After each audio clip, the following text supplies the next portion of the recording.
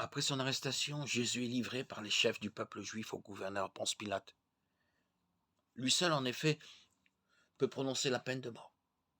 Comment a-t-il dû comprendre les intentions des ennemis de Jésus? On lui présente Jésus comme un séditieux. Si tel est le cas, Pilate a évidemment son mot à dire. Jésus, une fois condamné à mort, est conduit hors du prétoire et crucifié comme un criminel sur la colline du Golgotha.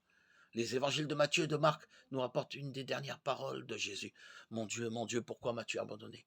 Matthieu 27, 46. Cette phrase est tirée du psaume 22.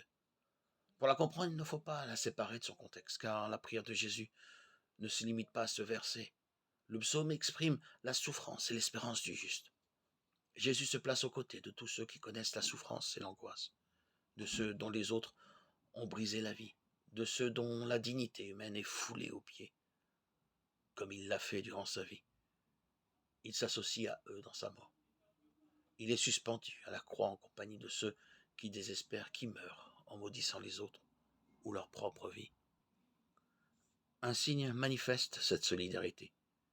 Voici que l'un de ceux qui sont crucifiés avec Jésus se tourne vers lui et Jésus lui fait cette promesse.